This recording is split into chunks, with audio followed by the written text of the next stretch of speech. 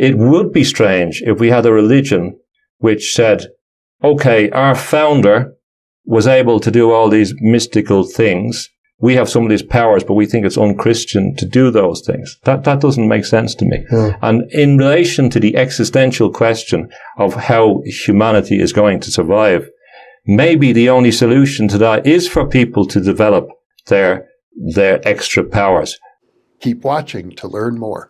Book 4 in the new Thinking Aloud dialogue series is Charles T. Tart, 70 Years of Exploring Consciousness and Parapsychology, now available on Amazon. New Thinking Aloud is presented by the California Institute for Human Science, a fully accredited university offering distant learning graduate degrees that focus on mind, body, and spirit.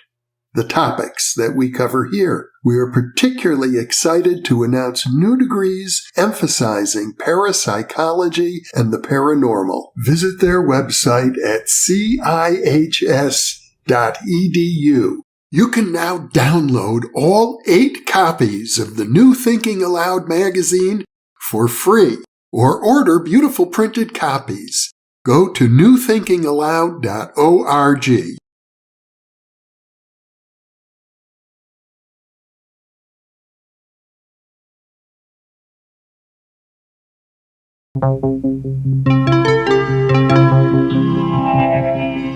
Thinking Aloud.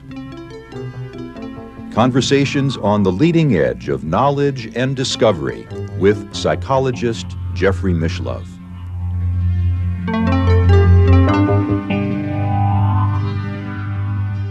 Hello and welcome. I'm Jeffrey Mishlove. Today we're going to look at a movement I'm calling Anti-Mysticism.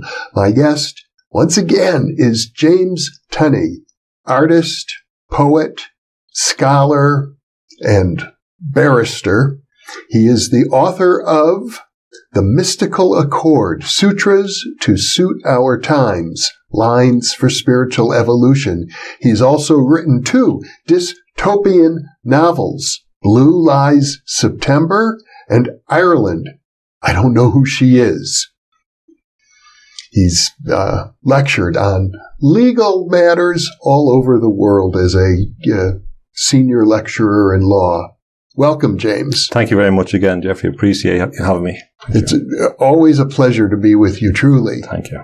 And I hope that you are able to come back to Albuquerque many more times in the future. I really look forward. It's a fantastic place. Thank you.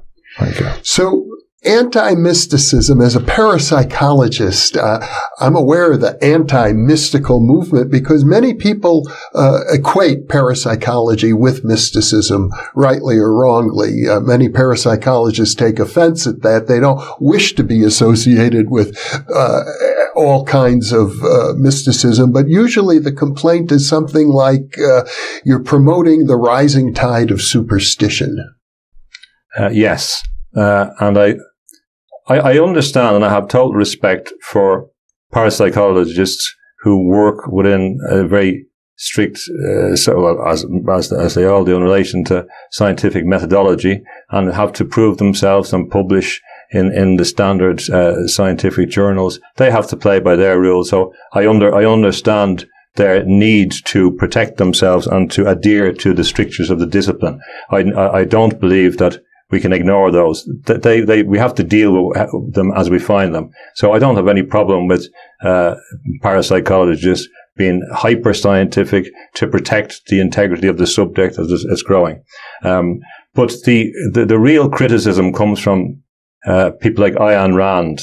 Now, I remember reading her years ago, and the mysticism, when I read what she wrote about mysticism, it obviously registered subconsciously in some way, but it didn't register on the level that it did when I revisited it. Perhaps for the benefit of viewers who aren't familiar with Ayn Rand, let's summarize a bit of when she lived and who she was. Well, the main things for me is she was an immigrant.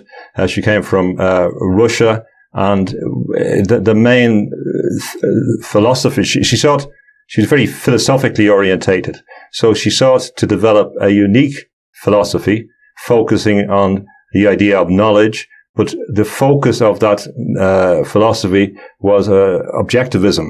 And for her, it was very important, and in view of her view of history, to focus on things which were provable, which were observable, which were empirical, on facts, and to avoid anything which couldn't be demonstrated, and to focus on self-interest as the driving force, the driving motivation for social development. So in many ways, her philosophy was very in tune with the capitalist intent in the United States. So she's often celebrated by people who are successful in business, and we can see in her various novels, the Fountainhead and the other ones. Atlas Shrugged. Yes. We can see this belief that the people who create things should be rewarded and not impeded. Now, I agree with a lot of those points in relation to not having an overpowerful state. So there's a lot of things I would agree with her on. I agree with the necessity for individuals to function in the material world, to be successful, to pay attention to their finances, to pay attention to all their basic needs on Maslow's pyramid, to ensure as far as possible that they adequately anticipate their shelter needs and the needs for the future and for retirement and health, etc. I agree with all that. And I agree with the emphasis on creativity and the need that every society has to produce new things. But when she talked about mysticism, she created a very wide definition which seemed to include all religion. So anything which was not that objective scientific, well, particularly objective in that sense, should be disregarded, and it would therefore, I suppose, disregard, as far as I could tell, a lot of subjective experience which would not associate with self-interest. Mm-hmm. And so that's the core kind of philosophical base for the discussion. But the key thing was a wide definition of mysticism, which would actually include all religion, as far as I never studied her in depth, but my sense is that one of her main points is that large mass movements tend to discourage individual creativity. It's as if the ignorant masses are trying to pull down the creative efforts of the brilliant few. Well, I'm not criticizing her for her focus on the individual, because it's the same. I celebrate that focus on the individual. I have no problem with that. I share that. Yeah. The facilitation of the individual has to be the basis, in my view. But she ignores some points in that. I'll give you one example. If you want to become a very successful inventor, you have come up with a new teleportation machine. You have invented it. You are that individual. You are concentrating on your self-interest. You get this invention. In order to exploit it commercially, you're going to have to get a patent. So patent gives you a monopoly for 20 years. But the point is, a lot of these people she's talking about are getting support from the state system in order to gain their wealth. They won't be able to gain the wealth to continue the cycle of growth without some infrastructure. So she seems to ignore.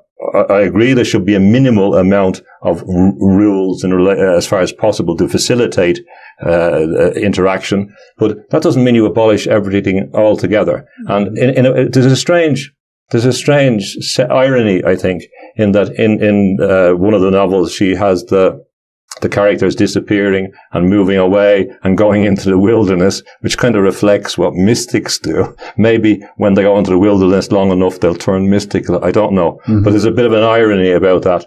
And there's a bit of an irony about their failure to see that, as Newton said, that he was, as far as I remember, was Newton, that he was on the shoulders of giants. That they get the benefit from all the infrastructure, which is which slowly grows up like a coral reef over. Yeah. So she dismisses that. Well, I gather she dismisses mysticism and all religion because of its lack of consistency with her philosophy of objectivism. Yes, and in that sense, you have to ask, if you approach it from a pragmatic perspective, you'd say, well, what are the consequences of this view? If you say, well, take this view, what are the consequences? Now, for me, her view perfectly suits the ambition of science. It's the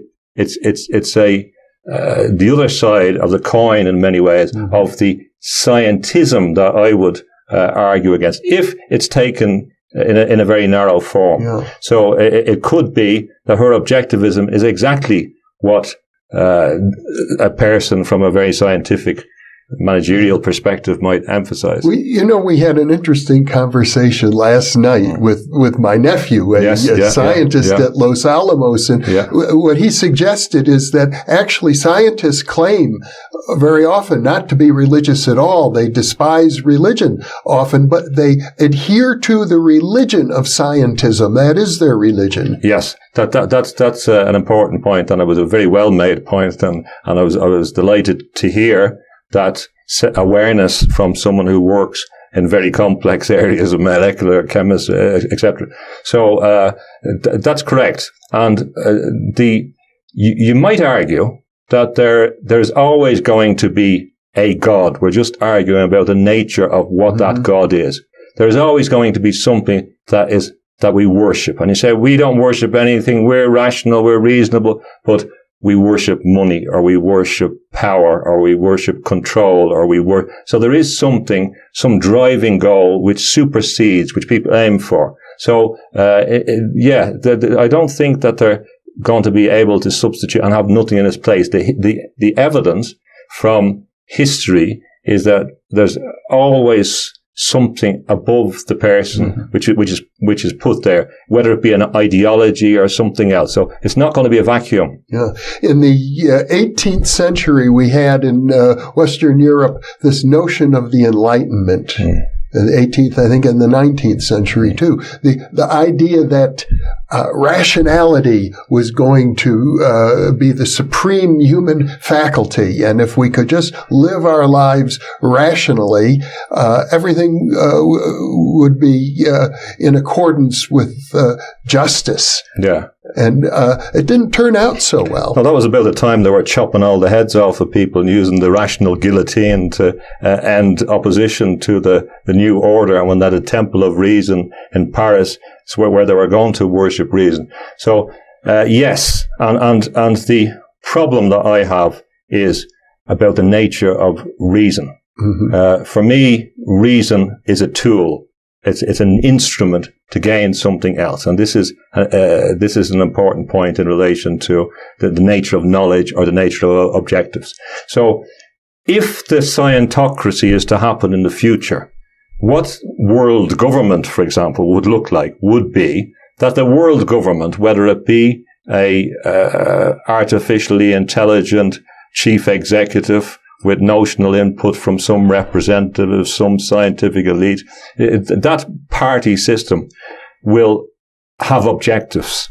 So they will state the objective. And the artificial intelligence, which will surpass human decision-making power, won't be constrained by any notions of morality, because we know that scientists have a philosophical problem with the notion of morality. So if the objective is to reduce human population, they will do so, and they will do so very efficiently. But it mightn't be something that we would want to witness, God forbid. But that's the danger that we have to realistically consider if we look at the consequence of being objective. Because the idea of being objective, you have an object to get somewhere else. You're going there it's not an end in itself. So there's not an end process we're getting to. And I would also remind people, again, on both sides, in fascism and in communism, science was there. And if we look at Stalinism and that, we have to think in terms of descriptions of scientific socialism. And in fact, scientists were very productive and very useful to Stalin and helped and had, in fact, great accomplishments and great contributions. They could still function, no problem, under a tyrannous, murderous regime. So, and then we have the horrendous examples of the scientists in the Nazis regime. And we noticed that after the Second World War, the scientists in other countries, not least here, were very willing to take scientists who had been involved in crimes against humanity into their fold. And we know about the operation which took a lot of Nazi scientists over. Operation Paperclip. Paperclip, yeah. Yes. And we know that Werner von Braun was behind NASA and various other things. So, and also the exploration and the anticipation of the moon landings, helping Walt Disney, for example. Wait, what do you suggest? The moon landing helping Walt Disney? Before the moon landing, Walt Disney and NASA worked on a video explaining what was going to happen. I'm not suggesting the moon landing didn't happen. I just want to be clear about that. No, but what I'm saying, they were transformed. They went through some magic door. Mm-hmm. They could excuse their morality, and they could excuse the things. And also, the horrific medical experiments that were done in Auschwitz and places like that. Yeah. They've taken the information. You can say, well, that's pragmatic, but, the fruits of a poison. But now the critics of mysticism would say the whole Nazi regime is an example of what happens when superstitious ideas take over a culture. You're saying it's not that simple.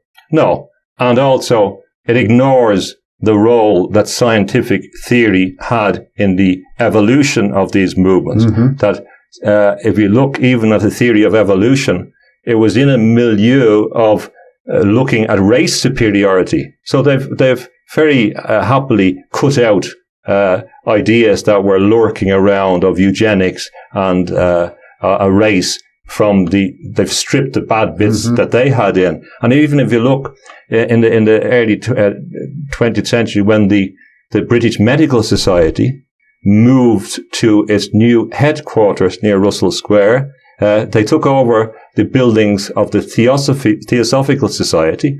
And as far as I remember reading in the early agendas of the General Council or whatever it is, they were discussing issues such as eugenics and all that in a way that they wouldn't be proud of today. So let's not ignore the contributions of science to these things. And when we talk about mysticism, define what we're talking about.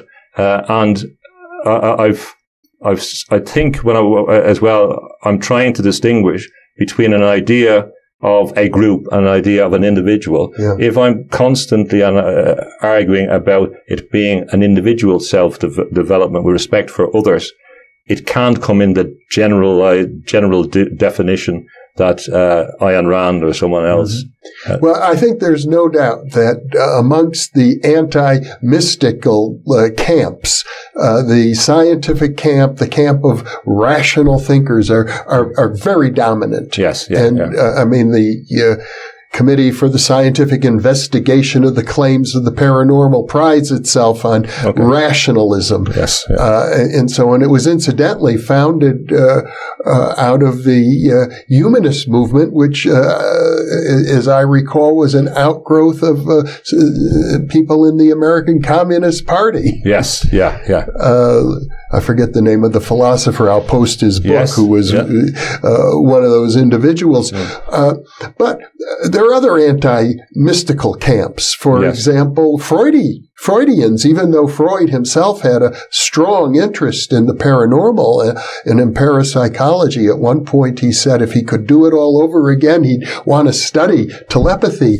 But at the same time, the classical Freudian notion of mysticism was that it was not an evolved state at all. It was what they called a regression to an oceanic oneness of the infant. Yes, yeah. And also, he did write that essay on the uncanny, unheimlich, or that essay on the uncanny, where he's thinking about what the idea of uncanniness and what's strange, which is kind of relevant again in the context of sex dolls and all that. And that point, the uncanny valley, as they call it, which is a point where it looks like a human's not quite there and it makes people uncomfortable. Mm-hmm. But that's another. But in relation to Freud, when you look at Freud, for example, one thing that Freud and Jung shared in common, this is an odd thing, but when I was looking at Rome, they were both very afraid to go to Rome.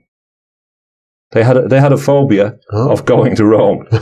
It's quite interesting. When I was looking at, it was an odd thing that came up. So, Sigmund Freud wasn't always practicing what he preached, and my sympathies would be certainly towards the Jungian perspective, in that. I don't think... Much more open to the mystical. Open to the mystical, able to see, for example, that animan, animus, feminine, masculine in everybody, that different... and that's another point, that in relation to the history of mysticism, women have played a profound role. So despite exclusion in other contexts, they've often led the way in the context of mysticism, and probably been persecuted as well, as were the male mystics. But it's an interesting... Well, and amongst male mystics, you often had, amongst shamans, amongst mystics like Ramakrishna in India, cross-dressers, men who had very feminine characteristics. Yes, and there was always the esoteric and spiritual idea that the spirit didn't have the sex characteristics, or had two characteristics. I think, as far as I remember reading in relation to the Native Americans, when they were talking about homosexual people, they believed they had two spirits, not one. So it's a more complex notion. Yeah. But certainly they have a history of openness towards the masculine and the feminine, because they see it as a kind of yin-yang process, the same as they would see nature. Yes, when one gets in touch with one's self, one's essence as the ground of all being, equal to the ground of all being of the whole universe, as the Vedantists would say, Brahman equals Atman, then the whole idea of having prejudices with regard to gender roles sorts of falls away. Well, if we come to a conclusion and manage some way to, as if there was some kind of big central beam of light through both of us, which was our pure consciousness. If we just saw that pure consciousness, it couldn't have any real identity, except I think that I believe that the idea, and associated with a Christian idea, is that the proper accord of the heart would in some way imprint on the spirit, or is meant to, and that determines its nature in some sense. So that but the point being, of course, the pure consciousness couldn't be a particular thing. Then it wouldn't have a name. It's beyond time. It's beyond time and space in some ways, but it's certainly beyond birth certificates, and that's for a different dimension, for the material world, and for those necessary functions. So there's a sense in which any group of people, organization that is based on some attachment to some aspect of identity, and that being primary over and above any other consideration, are going to be at that level anti-mystical. They could be if they took a very simplified approach, but I would hope that people who can engage in complex cosmopolitan thought would be able to identify the subtleties and nuances in such arguments, and realize that it was not meant to reduce in any way or disrespect any particular identities that people wanted to identify. But if you look at Martin Luther King, for example, he was very, very clear about not wanting to transcend the superficial differences, to recognize the pre-existing consciousness and spirit in the individual. And another example is Frederick Douglass, who, of course, went to Ireland. He was a slave in the United States. He went to Ireland. He said it was the first place he was treated as an equal in his life.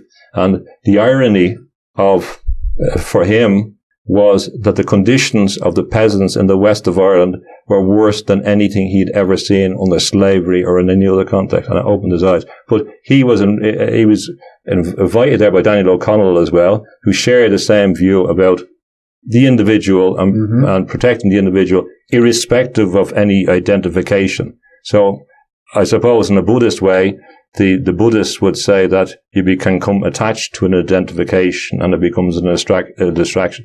again, with total respect to anyone's ability to identify with what they want to identify. It's up to them. So there are a range of anti-mystical movements. We talked in a previous interview about the dark side of mysticism, and I think some people are against all mysticism because they see these dark examples, gurus who have a sort of cult-like negative influence over their followers. Jonestown, where I was just thinking people committed mass suicide at the direction of a guru. Sometimes people look at various mystical traditions, and that's what they see. My argument would be, so I was just reflecting on Jim Jones and the Guyana tragedy, and I suppose there's that film at the moment, Once Upon a Time in Hollywood, and there's a reference to Charles Manson and all that kind of scenario. So, there's this idea of a figure led by a cult figure, although it may have been overblown in the Manson case, which is another story. But say, take Jim Jones as a better example in relation to someone who leads to obviously and directly to mass suicide. I have always stressed, and I always will stress, that the individual is responsible for their actions. Responsibility is important. So the individual has to protect themselves. The individual cannot relinquish their controls to somebody else, to some group. They can't. They're responsible for that.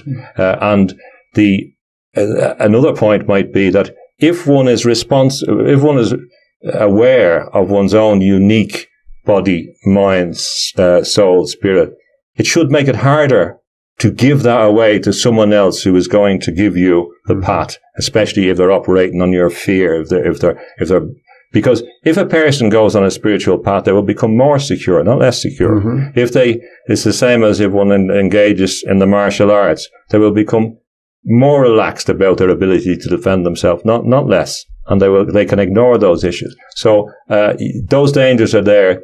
The cult things we all have to be very, very careful about. But then the cult is more representative of people who haven't been developing, who have been weakened or vulnerable in particular, and are therefore open to being manipulated in that sense. Yeah.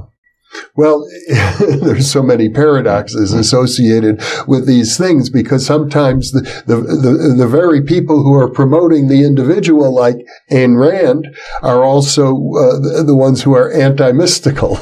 Yes, and what I couldn't understand about her idea was that if you're saying, okay, we're going for individual liberty, well, why would she criticize the liberty of people to practice their religion? It doesn't make sense. So it seemed to be a very narrow sense of liberty, and a very narrow materialist sense. And I'm saying, and I've met some people who are very dogmatic Ayn Rand supporters, and they think that what she has written was the best things ever written, and they would certainly put it far above spiritual text.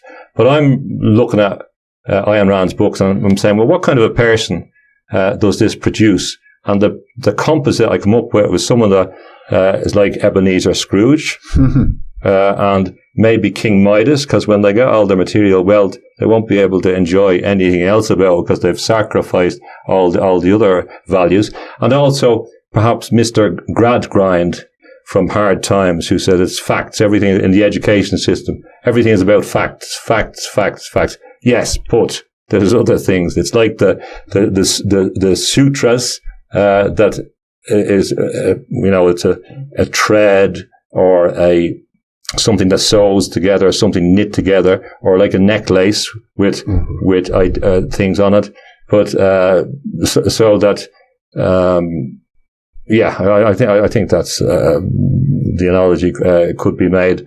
Really, before we conclude our discussion about anti-mysticism, we need to talk about not just Freud, but the profession of psychiatry, the tendency there is in the whole mental health system where if somebody begins reporting mystical experiences, they get identified as psychotic.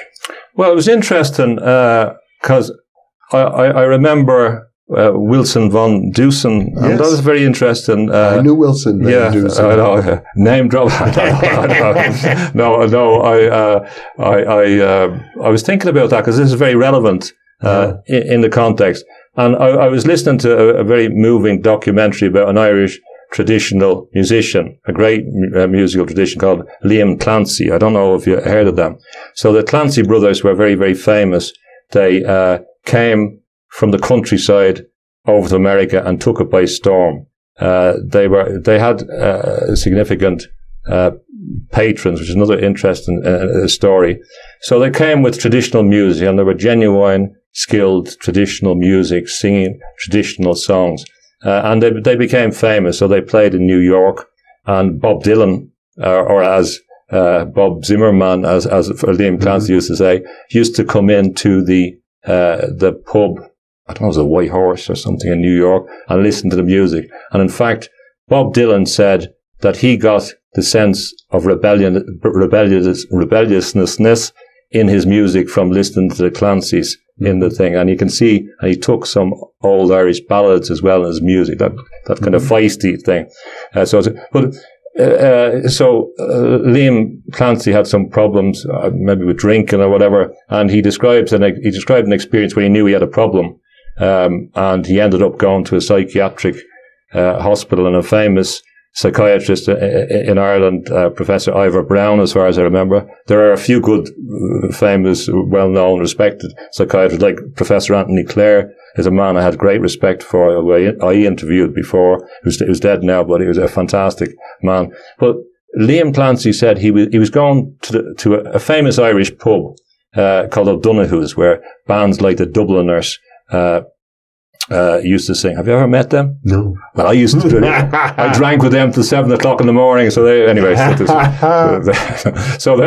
he was going to the pub, and then he had an out-of-body experience whereby he felt himself dissociating from, so it was clearly a medical thing that needed attention. But then I'm listening to some of the other descriptions where people are saying, well, actually, this is a phenomenon of higher order spiritual things, and you see that it becomes complex. And certainly, there's plenty of evidence that we'll take the example of Vincent van Gogh. So Vincent van Gogh, people forget, was a priest early on who worked in the mining communities. So he was very into religion, and then he goes through various evolutions, and he becomes a painter. He was a proper mystic who was informed by before. Yes, his artwork expresses a sense of seeing scintillating energy wherever he looks. Yes. So although people focus on the tragedy and on whatever happened, and it's not the full story, and it's not represented, and we don't know what medical problems he had that may have been unbearable. We can look at all the letters to Theo and whatever. His brother Theo, who supported him. And a mass amount of information.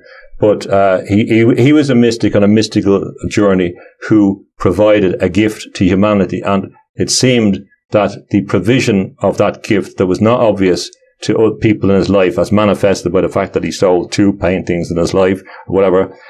Today there's a museum in his honor in Amsterdam. And his paintings have sold for huge, ridiculous amounts of money, but he still has a profound effect on people. So he was painting from the position of someone who was alienated from society, who couldn't maintain relationships with people around him, who fell out when he tried to set up an artist colony in the Yellow House in the south of France. He couldn't do it. Whose relationships broke down. He was unsuccessful in those senses. But it didn't take away from his pursuit of the core goal. And he wasn't unaware of that. And he knew in the future that people would see that. And he kept on doing that. Not for himself, obviously. He wasn't getting any benefit out. Maybe he would have prospered with financial support or recognition from the people around him. Maybe he would never have progressed in his paintings to the higher level that he did do, to the sunflower phase, etc. Well, there is a sense, and we've discussed it previously, where great mystics often transcend all cultural norms. And so people who are attached to those norms are going to have problems with them. Yes, that's correct. So at a certain point, well, obviously, if he's putting himself in that position, he has rejected, because he also worked in selling art in London. He lived in London for a while. So he wasn't unfamiliar with that world. He obviously saw it, and he wasn't, with someone like that who has that dedication, single-minded focus, the same as Rasputin, they will get their goals. So the point is, if he had wanted to be a successful bourgeoisie, whatever, gallery owner, he would have done that if he really he didn't want that. So that's an important point. Often these people are going to put their whole life on the line. Yes. And it may cost them their life. It will cost them their life, but and of course, suicide is an exceptional case in the thing. It's not a usual end for a mystical person, but that doesn't take away from the fact that he was on a spiritual path. I believe there was some other factor in the thing, and we don't know. There's so many. I know you've pointed out that mysticism is an antidote to existential despair. But the point is as well. I do. He wouldn't have been able to get out of the bed in the morning if he didn't have that desire, that love of beauty. You mentioned, I didn't come back on this about joy. You talked about the Buddhists and pain and joy. The point is, pain and joy. If we didn't have pain, we wouldn't have joy. If we didn't have joy, we wouldn't have pain. So there is the yin yang there. And when the joy comes, we should take it and enjoy it with good humor. And humor is often another characteristic associated with spiritual, but the suffering is there in different. It's different paths for different people. Mm-hmm. We don't know that he wasn't bitten by an insect sometime that caused. We don't know what happened to him, so we can speculate, but we won't know. Well, I guess in concluding, I feel obliged to bring up the great example of Western culture, Jesus Christ. Yes, yeah. I no doubt was a mystic. Well, of course. I mean,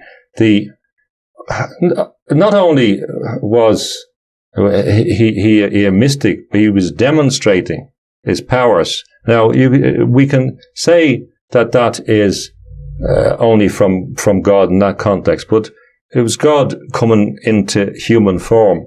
Maybe the point about the demonstration by certain spiritual leaders is to demonstrate that the human spirit has far more potential than we believe we have. And by the argument that we should focus on the spirit, the argument is that we should develop spiritually and evolve, and that it will not be strange that people can heal people. That's what they say, the healers say, for example. By focusing on compassion, non-violence, whatever. So, yes, and that may be some of the point. So, it would be strange if we had a religion which said, okay, our founder was able to do all these mystical things. We have some of these powers, but we think it's unchristian to do those things. That doesn't make sense to me. Yeah. And in relation to the existential question of how humanity is going to survive, maybe the only solution to that is for people to develop their extra powers.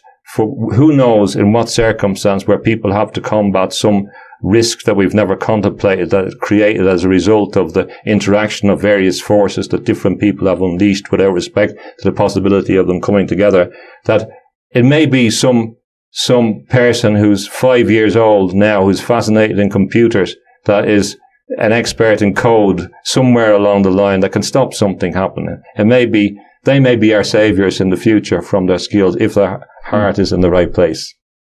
James Tunney, what a pleasure once again. Yeah. I know these conversations, sometimes I hate to stop them because I know we could just keep going and going, and there's so much to talk about. Yes. I'm so glad that you're here with me. Thank you so much for being with me. And to conclude on that, and of course we know that the greatest problems that the mystics may find is from in their own religions themselves. But I just want to say thank you very much, and to express my appreciation for another interview and a series of interviews. And as you pointed out when I came in, I'll be conscious of going back to Sweden and my family, and we'll be looking forward to maintaining communication. So I really want to thank you for that interview. Thank you. My pleasure, truly. And thank you for being with us.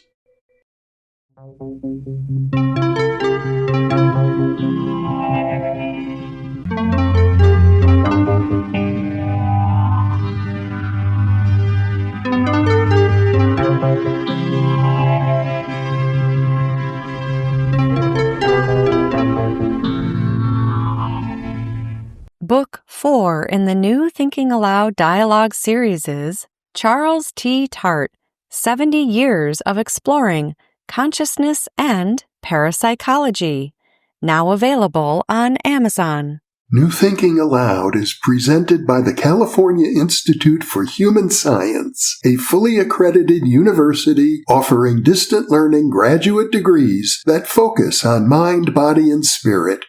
The topics that we cover here. We are particularly excited to announce new degrees emphasizing parapsychology and the paranormal. Visit their website at cihs.edu. You can now download all 8 copies of the New Thinking Aloud magazine for free, or order beautiful printed copies. Go to newthinkingaloud.org. For early access to our videos and live stream events, sign up for our free weekly newsletter at newthinkingaloud.org.